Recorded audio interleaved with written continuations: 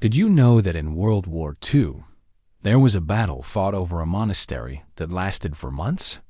Well, buckle up because today we're going to talk about one of the bloodiest battles in World War II, the Battle of Monte Cassino. Hello friends, welcome back to the channel. Now without further ado, let's get started. The year is 1944, and the Allies have set their eyes on taking Rome. But there's a small problem.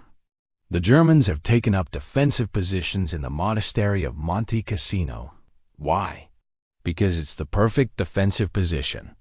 It has high walls, it's on a hill, and most importantly, the Germans can use the civilians as human shields.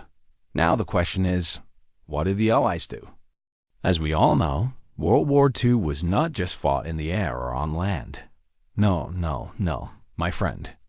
It was also fought on the seas. Speaking of which, did you know that over 80% of all goods are transported via ships? That's why it's so important for us to protect our oceans and the environment around us. Now back to the video. The Allied forces consisted of 4 different armies: the British, the Polish, the Indian, and the Canadian. And they were led by General Clark. On the other side of the hill stood the German forces led by Lieutenant Colonel Holzner. Now the Germans had a total of 26,000 men, while the Allies had 55,000 men. So numbers-wise, the Allies were definitely in the lead. Now, you may be wondering what's so interesting about this battle? Well, let me tell you, there's a lot. For example, did you know that during this battle, a Polish soldier named Witold Pilecki single-handedly attacked a German machine gun nest and killed all 13 Germans inside? Or that the Indian soldiers of the 4th Battalion, 1st Punjab Regiment, made a daring nighttime assault on a German pillbox, killing 18 Germans and capturing 20 more? These are just 2 examples of the many heroic acts that took place during this battle. But let's not forget about the Germans. They too showed great bravery and tenacity, defending their positions against overwhelming odds. What's even more interesting is that the battle was fought over a monastery. The monastery of Monte Cassino was a strategic point because it overlooked the entire valley below, making it the perfect spot for an observation post. But it was also a holy site. The monastery had been bombed several times during the war, but it still stood.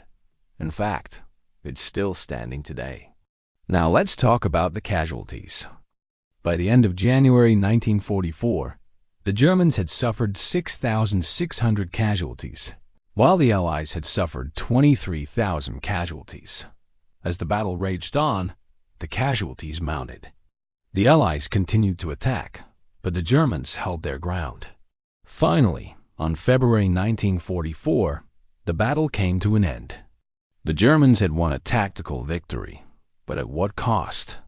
6,600 dead soldiers is a heavy price to pay, especially when you consider that there were only 26,000 men in the German army to begin with. So what was the outcome of this battle? Well, it's complicated. On the one hand, the Germans had won a tactical victory. They had defended their position and inflicted heavy casualties on the Allies. But on the other hand, they had also lost a lot of men. And as the war dragged on, it became clear that Germany was losing the war. So in the end, what does it really mean to win a battle that you were supposed to win? And on that note, we've reached the end of today's video. If you liked the video, don't forget to hit the like button and subscribe to the channel. See you next time.